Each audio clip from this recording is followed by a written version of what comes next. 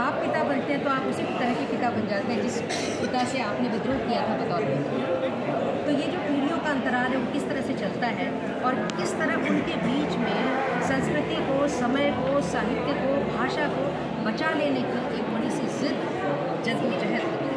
अनिल जी की कविताओं में हमेशा देखने की स्थायी भाव की तरह से होती है। इनकी रचनाओं की अगर मैं कुछ खास बात करूँ तो इसमें भटका हुआ भविष्य, नींद कहाँ है, इस तरह की ज़्यादातर कविताएं अगर शुरुआत की आप देखते हैं तो इसमें लंदन का माहौल, वहाँ का मौसम, वहाँ का जीवन, वहाँ की जीवन शैली, वो सब कुछ आता है। जैसे पूरा गेम लगा के जा रहे हैं ट्रेन में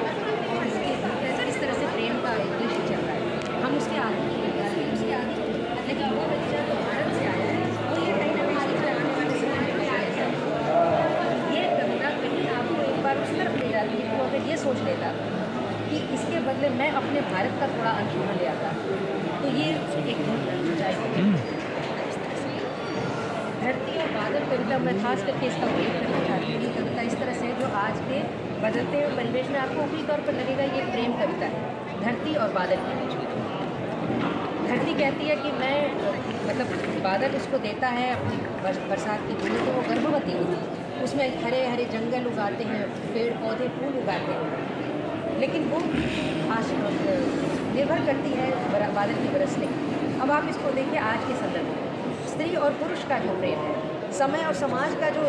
उनकी जो अन्योन्याश्रितता है उसको लेकर के समझिए, इंटरडिपेंडेंस को लेकर के समझिए कि अब बहुत सी टेक्निक आ गई हैं, आपको बारिश के लिए बादल का इंतज़ार करने की ज़रूरत है। और वो लड़की कहती है कि अब मैं नहीं तुमसे तुम्हारे लिए इंतज़ार करना चाहती हूँ, मैं तब माँ बनूँगी जब तुम मेरे पार्टनर की तरह आओ, पति की तरह नहीं। तो ये जो बदलता हुआ संदर्भ है, बदलता हुआ समय है, वो पूरी की पूरी जो संकल्पना है, पूरा का पूरा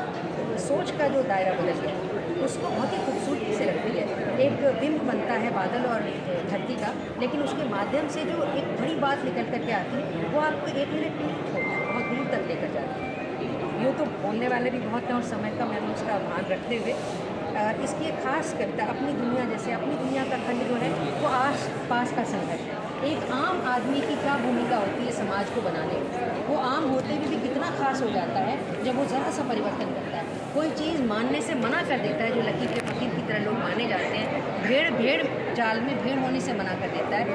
अपनी दुनिया उस तरह की कविताओं को लेकर के चलती है। अनहद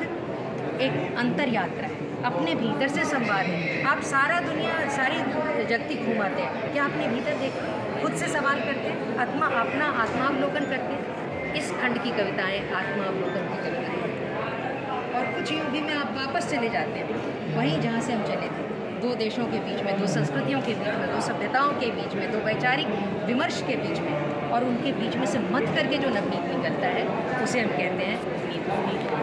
तो ये कविताएं बहुत ही सुंदर हैं और इनमें एक कविता और मैं ज़रूर कहना चाहूँगी।